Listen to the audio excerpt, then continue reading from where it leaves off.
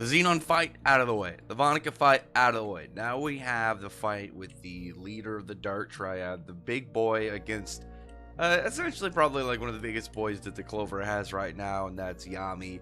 And the fact that we got the fight like in the middle and then switched over to make it the last one, I actually really like it because it built up some hype and some tension as we pulled away to do other stuff, and then obviously everyone was excited to get back to this one because this is, like I said, this is with the big boys right now. And like Tabata's definitely not wasting any time when it comes to this. Like the chapter starts out, we have Finral just trying to figure out what he needs to do. He's like, you know, should he be support or go get another captain?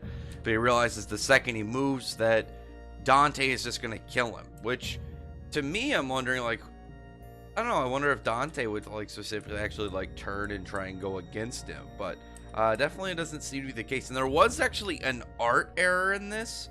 So if you look at the very start of the chapter, Dante's are growing a second set of horns. He's growing some off his forehead, similar to what Lucifero has. And near the end, you just look at the one where Yami's in that pose. He doesn't have the second set of horns, but you see like on that same like on that same kind of like chapter page set that he does have the horns. And it's just it's probably just, you know, error issue in art. It's not a big deal. It's just something to point out because when I looked at it originally, I looked at that panel and then saw, you know, a few panels later, he had the horns, and I was like, oh, maybe he's growing them now. But it's like, no, they showed up at the start. It was just an issue. It was just an issue at one point with, you know, the art in this chapter. But like, there's a discussion when Yami's talking about like, oh, you know, 80%. I don't know what that means, but it sounds like you're getting serious. And Dante gives an explanation how, like, basically the devils possessing the, you know, anybody really, it's because that they're doing it between realms that they're only able to go up to like 80%, or at least not 100%. Rather, maybe they can go up to 99 or something, but like there's a difference between 99 and 100. Like, obviously not just like, oh yeah, percent mark. Maybe there's some very specific like event that happens, like a, you know, physical merging with the body instead of just fueling it or something like that, where it'll be a much more significant like drastic alteration. It pretty much just they're built entirely. But he's got this one going out. He, like, Dante's got 80%. He's got an extra set of wings. He's got the little horns. He's got the tail. Dude, looking pretty badass. I wish he didn't abandon the fur. Like, the fur kind of like lining is, in my opinion, probably one of the cooler things about like the design for the Dark Triad. I like that they all have this sick, like, you know, white fur clothing that turns black when they use their devil powers. I'm actually really hoping that Asta gets, you know, some form of fur clothing on top of it. And plus, it also gave a little bit of presence to the Spade Kingdom, because obviously they're a land kind of like frozen. It's just all ice and stuff. So to me, like, having fur clothing just makes sense from a kind of like a world point standpoint, because you're seeing a bunch of people that are from a very cold region. Obviously, it would make sense. It'd be like if we had some people from like a more tropical region, and they like had, you know, maybe they had some more like loose setting clothes, but maybe it's like has to do with like the like certain like things that grew there, like plants and whatever. I don't know. I didn't come prepared with that comparison, but you know what I mean. It's the whole thing that it kind of shows off. Yeah, you know, they're part of the Spade Kingdom. It's frozen over there. Blah blah. Anyway, I got sidetracked on something that doesn't matter. It was interesting to me. Anyway, we got like Dante, like Waldo. He's saying how they can't pull out 100% unless they're, you know, as long as the doorway's closed. But Asta is an exception, potentially, because we know that Asta's is a very weird kind of thing. And as far as we know, the anti-magic devil is not inside like of the realm. He's, as far as we know, he's inside of the grimoire. So maybe that'll be like his thing, is because he's not from that other realm. He exists here, that Asta will be able to advance into like 100%. I'd be really okay with that. You know, set up if it had to do with, you know, obviously like becoming a demon and stuff. I think the way that it's all kind of established right now makes a lot of sense of why we could do it. It just needs to be kind of like given the full full explanation just on like the points that we haven't gotten yet, you know, the small holes in the story that we haven't been filled upon yet. Something like that I'd be perfectly okay with. But after that point, we have like Dante bust out like a gravity Magi's gravitational singularity. It's like a mini black hole, and I'm over here getting nostalgia vibes, remembering Blue Note versus Gildarts and that badass moment. So hoping real much that Yami was gonna get his own big flex point.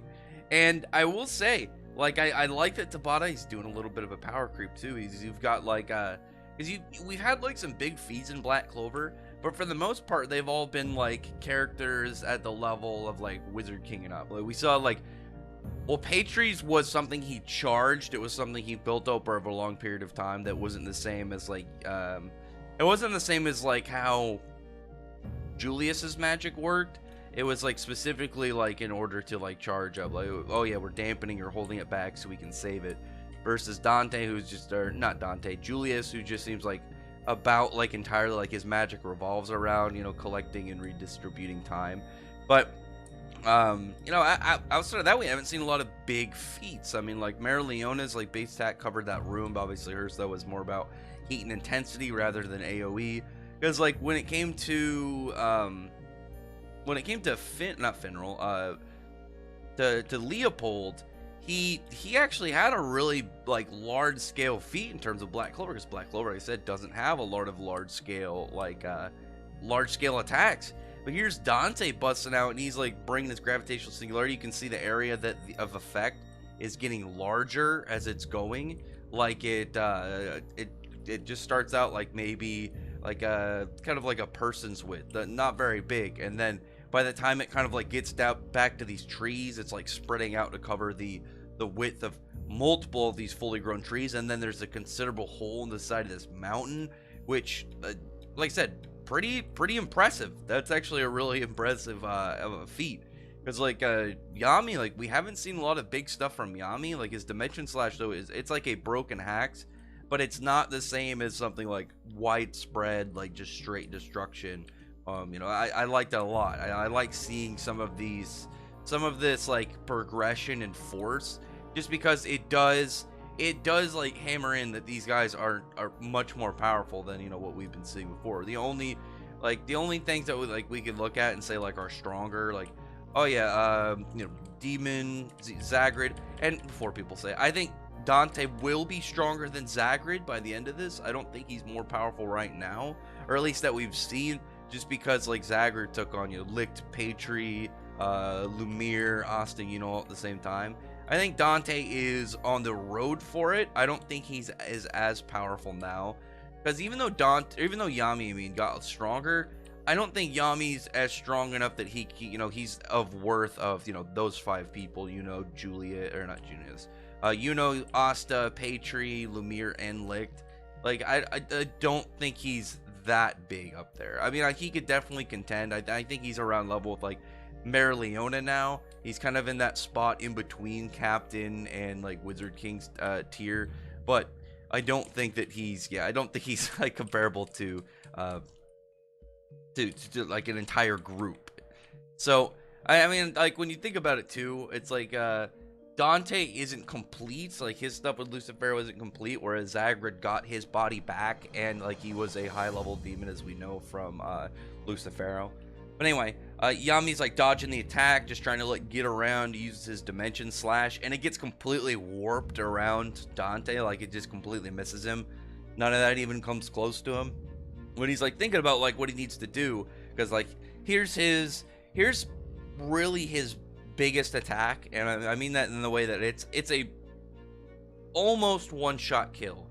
The only way it's not going to one-shot kill somebody if it hits is if they have a specific power in order to you know, counteract that. Like if you have somebody like high level regeneration, or if you have somebody like you know, it's like, oh yeah, I can transfer damage over to this thing, or, you know, some way to mitigate that level of effect to where it's not just going to just completely cut you in half. If you can survive being cut in half, then you should, like I would imagine, be fine with Dimension Slash. Like I don't think a lot of characters in Black Clover can take Dimension Slash, but we have seen some that can. Obviously, like You have Zagreed, but I think also like Elfana, just because like her whole thing is high level regeneration. It just would make sense to me for her, to be able to do that. So from that point, like Yami's rushing in, he's like figuring out what he needs to do. He's like, okay, this gravitational force is an issue. I have to, get my way around and keep my senses like sharp and just keep moving and doing stuff. The thing about Dante's magic that is the biggest, in my opinion, the biggest trait is its flexibility. Because the thing about gravity is you don't have to just attack him with, oh yeah, here's increased gravity I'm going to throw at you, or, it's just straight like ground pressure and stuff. The way that you're able to use it in variety, I think, is the biggest thing when it comes to gravity. Because like Dante, like as we saw with Asta, because Asta can, okay, cool, you're throwing a magic attack at me, I can use anti-magic to deal with it. But Dante can use his gravity on the ground, so like stuff like in the environment that aren't magic-based attacks that can provide a lot more dangerous kind of situations for him. But also the fact that his environment essentially is his weapon. When you think about like, hey, he's got a sword, but his sword is literally just like he took a bunch of rock and condensed it until it crystallized, and then bam, had a sword. Really, when it comes to his weapons, it's everything around him. Like he can use trees. He can probably do something like mess with the weather. I imagine like there's probably like some scientific way you can like use pressure on the clouds and something. I'm not smart enough to know exactly how weather always works, but I know that I'm sure that there's a scientific way that he could figure it out. You know what I mean? There's stuff that Dante could easily almost have like an extra type of magic by the like just the sheer level of range that gravity manipulation has. Like I said, it's the level of it's entirely the level of just complete freedom that gravity magic has that makes it as deadly in my opinion. Like as we saw with when we saw with Vonica's blood magic, I think hers has more to do with like she can take damage, and she can take damage. Anytime she takes damage, she can utilize that offensively, because obviously you get hurt, you bleed, she's a blood mage, she can just kind of like work that in her favor. It's kind of like Laxus, he got his red lightning dragon mode, and the more he bleeds, the more he's able to work into that type of magic and become more powerful. He's essentially became a berserker, which in a way is what Vonica is too. And then with Xenon seemed like his whole thing was just relentless. Like no matter how many of those bones you break, they would just kind of grow and continue and spread. So when it comes to Dante, I can see Dante's really just being straight variety and the level of application he can really use it in. Because he's the one that's shown, like, as we've seen, like, his has been shown the most of, like, different ways it can be used. Like, obviously we didn't get, hiccup right there. We didn't get a ton from Vonica and Xenon, but we got an emphasis on what their magic is like, kind of like to fight against. Like how did these characters utilize it in combat? And that's what we've got. Like Xenon just completely spread his bones out far and wide and was just creating a big zone where if you entered, you were probably going to get stabbed up, and you just were going to be fighting against a returning storm essentially. And then Vonica, as we saw, she was fine taking damage. She took damage and didn't seem to bother her at all. But like during this point, like Yami and Dante are fighting. Yami looks like he's getting in some dangerous areas, like that little black hole is becoming more and more for him to deal with, as well as obviously he's fighting like stuff that Dante's just throwing at him. And Dante's using like these attacks also like in combination to each other. Like he brought up all these like pillars of rock and then started like using them against Yami, and then shoots the black hole like inside, like against it. Like both of these guys essentially have mini black holes against magic. And I'm really hyped to see how these are gonna go, and at the same time I'm not hyped to hear some people probably try and like black holes, stars and stuff. Like, no man, it's magic, it's all right, it's fictional, don't gotta be trying to pull up crazy space stuff with it. I'm sure the author wasn't trying to do crazy power level flex when it comes to the actual level of a black hole. Anyway, because I know it's gonna happen, but at the same time I'm ready for it, because I figured it was gonna happen the second a The second, we get a gravity user in Black Clover, because Tabata already had a gravity user in his previous series, Hungry Joker, who had a black hole, and it was during the time where the series looked like it was getting rushed because maybe it probably wasn't doing too well, so it was getting ended. But it showed that he had a black hole for his character in mind. So when you get authors and you get like they're like, oh, they're gonna have a similar kind of thing, like a power or something that they didn't get to use in the previous one, they're gonna have similar aspects of those characters in mind. They're not gonna be sitting there just like, oh yeah, they're just gonna do something completely different. Like, okay, it's gonna be different in different way in various ways, but they're going to utilize as many good parts as they thought of when they were making the previous one. So I might have to see what else Dante has. I might go back and reread parts of Hungry Joker to see if there's any other weird powers that I'm trying to remember the main character's name. Haja, I think was his name. Weird stuff that he had that Dante might end up having. But then you have, after the black hole came close to Yami, kind of like skimmed part of his arm and his face, you have him just like get a big boulder just dropped on top of him. And I like the panel of of Dante standing there with the wings and the tail out as this rock smashes him. The only thing I thought of legitimately when I thought of just the way that his appearance is laid out is it makes me think of the Fairy Tail Guild logo, and I just thought that was pretty funny. But Yami's not down yet. You know, he's in this new stance. He's got his sword ready, and he's talking about how, like, right here, right now, he's gonna surpass his limits. You know, he's got to show off in front of his brigade, because obviously he's the captain. It would be a terrible captain if he would lose in front of these guys. And he condenses his mana zone tight into his arm. So here's the thing about it. So the way that I get his mana zone works is within his zone, he's essentially enhancing his fighting capabilities, as we know. Like, we know that's what mana zone does. It not only does it make them somewhat stronger, but also gives them the ability to attack in different directions. I'm wondering if, like, instead of different directions that Yami's like focused on, it's more going to be like how he can condense it. Because here we see him condensing it drastically into his arm.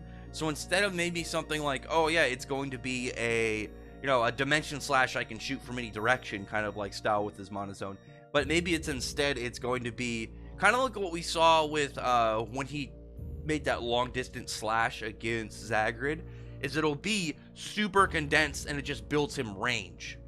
Like, maybe his dimension slash, he'll be able to kind of like do it from that range again, or maybe his lightless slash, or really any of Yami's attacks that he'll be able just to be like, instead of, oh yeah, it's a, like, imagine his lightless slash, but it's 50 times wider and it just goes like 50 times longer. So Yami just cleaves like an entire forest out of the way, or literally does take out a mountain to kind of like settle up on this. I think that'd be really cool. It's one of the things about mana zones I'm hoping Tabata does. We haven't got a lot of it yet because we haven't seen a ton of mana zones. Is just using them in various ways, because I'm hoping he doesn't put them in a ton of characters, but the ones he does, he's able to set it up to where they're different. Because if Merleona's is primarily like, oh yeah, she can attack from all these different directions, and Yami's is like increasing like his range and stuff, maybe we could get something like that. But and I'm hoping for something kind of like very, very nicely unique for character utilization. But Yami goes to use an attack, and he uses this this dark magic, what was it, Death Thrust, which I really like because it reminds me of the one-horned bull thrust from Asta. And I really like that, like, find out, like, oh yeah, I got this idea after watching the kid, do his bull thrust attack or whatever. That'd be really cool, because I like the idea of Yami learning kind of like picking up something from Asta. I think that'd be really neat, especially after, like, we see, like, obviously Asta's new design and stuff. He's taken some respect to Yami. I'm really liking this fight already, and even though, well, I can't say already because we're nearing the end of the fight. And he does this attack, and it's just like a pressurized cannon where he just shoots like Dante's entire torso off. Here's the thing, because I know some people are hyping it up, and then I'm going to wrap this up on just how I think this is going to go. It seems in good spots, like it seemed like everyone was doing well until it, obviously turned against them against the other fights with, Vonica and Xenon. Here's the thing. Dante Dante's gonna take Yami. Like, William got taken, Lauro got taken, like Lolo getting taken, I think fully cemented. Like, yeah, they're all gonna get kidnapped.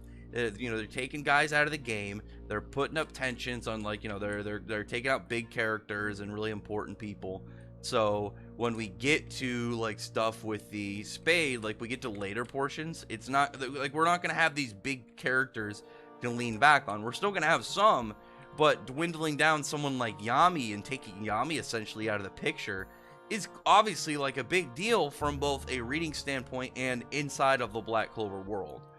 And I mean, here's the thing, like I said, when it comes to Yami and his magic, like he's got a lot of very vicious, like direct, like attacking magic, like with the way that like his spells are. It's very much you head in, get in there, slash the hell out of his target, and then, you know, having stuff like dimension slash and whatever like makes him even more dangerous. But here's the thing, if he was fighting Vonica or Xenon, I would be really curious of like what Tabata would do here, in order to like what is his plan of? Is he's gonna like literally put a hole in this, like not even put a hole, take out somebody's entire torso?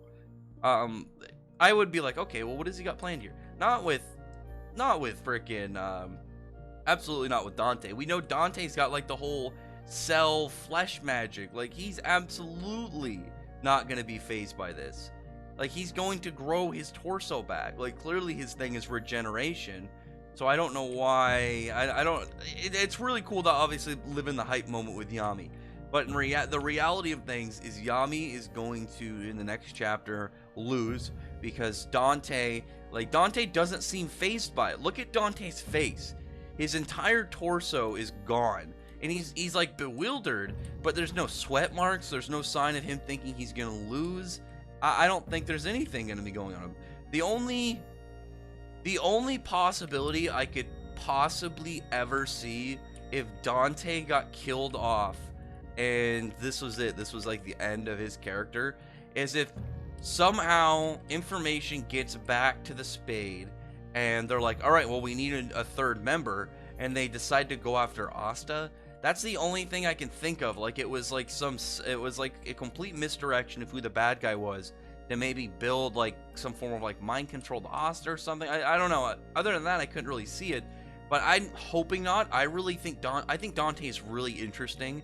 And when it comes to a lot of these up and coming villains in a lot of shonen, I think he's one of the more interesting, just the way that his personality is and like his plan. He seems to be this he's going to be taking this like very root out of like human nature and this observation of like how humans really are. I think that's always a really like fun way to like build around a character, is some very odd ideology. I think that's really cool because you just, the way that you're going to get to see Asta, a character who's got like, you know, his whole thing is he lives in this mindset of, you know, him wanting to make a new kingdom, wanting to help and make people stronger and do things for others, and just create like peace and prosperity. They'll go against this guy who's like building up to be like the primary opposite of him. I'm really hoping that Dante doesn't die. I'd really like to see Dante live and, you know, come back into what's going on and, you know, get his own big battle at the end of this arc. I'm really hoping. Plus, like I said, Dante has the powers of, so he's got the ability, because gravity manipulation was the main character's power in Tabata's previous series, Hungry Joker. And if he's got like some DNA flesh ability, that was the rival of Hungry Joker, like his powers, which I think is really cool. If Tabata's taking those two things and combining them to make this villain, like I think that's really badass. And really, when you look at it too, because Haja was a very calm and collected character, and then the other guy, I can't remember his name, he was a very kind of crazy psycho, kind of like Dante's other side. But anyway, other than that though, comment below, tell me your thoughts are about this chapter, and tell me your thoughts are coming up. I mean, does anybody, listen, I understand the Yami hype. Does anybody actually think that Dante is done? I don't think so. Like I said, the only way that Dante could be done is if they do something like, oh, we need to get this other guy to kind of replace him to be a dark triad. And the only way I can see that even makes sense is, one, they would have to figure out about Asta, which, like, we don't know how they would figure out about Asta specifically. But two, the only like logical way is it's like because Asta can potentially and seemingly hinted at go up to 100% without, you know, without opening the realm to where all the demons are. Something like that. Other than that, though, I don't really see it. So anyway, other than that, though, comment below. Thumbs up the video, prefer the like button, subscribe button, and check out my other videos. Other than that, I appreciate how many are subscribed, and I thank you all for listening. Bye.